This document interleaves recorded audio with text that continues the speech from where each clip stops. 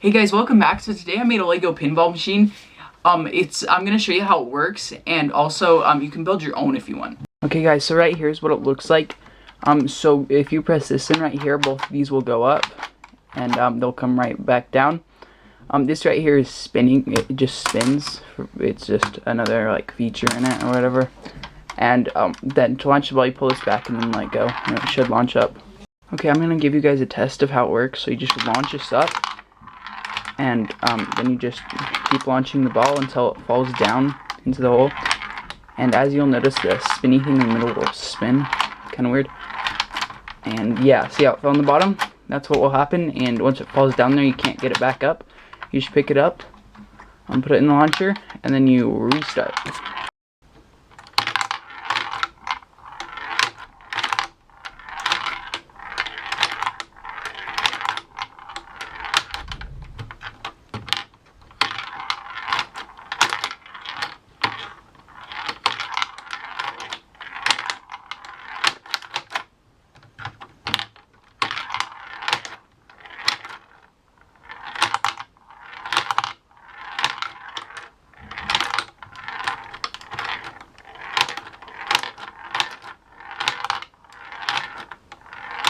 Okay guys, so I took out all the outer shells. So on top of this one, we'll go another one of these, but just to show you, I didn't put it on.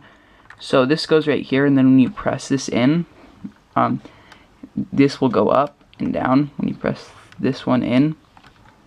And then to make it go back down, on the back there's actually a spring right over here. And when the gears go up and then they let go, the rubber band will pull them all back down to the same position, so they go back to their normal position. Okay guys, so for how the launcher works, it's actually super simple. It's just held on by, it's just a suspension piece right here. If you push this in, it just spreads back out. So when you pull this, you just barely need to pull this down, but it just launches back up. It's fairly simple. Okay guys, so for obstacles, they're kind of hard to see, but there's a slope right here, and there's another smaller slope over here. And this spinny piece, it's super simple how it works. If I pull this off, it just holds into one of those pins, and it's in one, and then a kind of 1x5 type piece.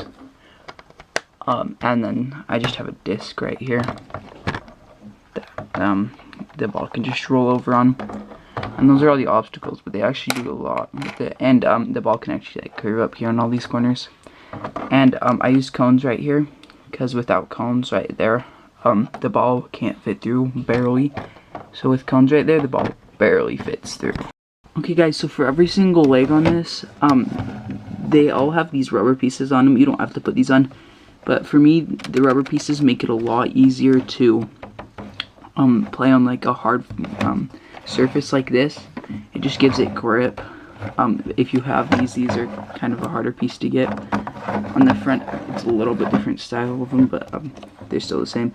I just have them sticking half a slope up like this. You just have those on, and then you slide these on so that the full rubber part touches the ground, and that's how those work. And the gears, I already showed you these, but if you wanted to look at them a little bit better, it's just four like 24 tooth gears right there.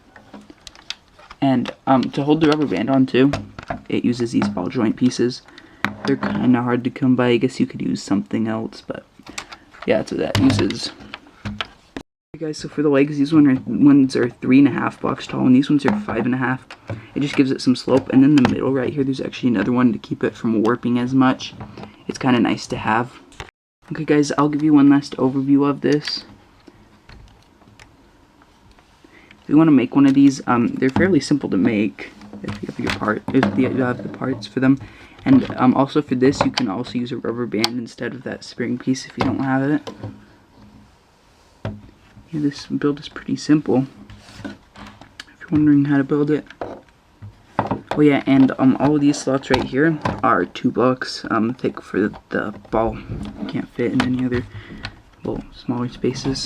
Okay guys, that's it for the video, but This thing is 25 blocks long. You can make one that's smaller or bigger. It depends, but you might have to change the system up if it's a little bit bigger.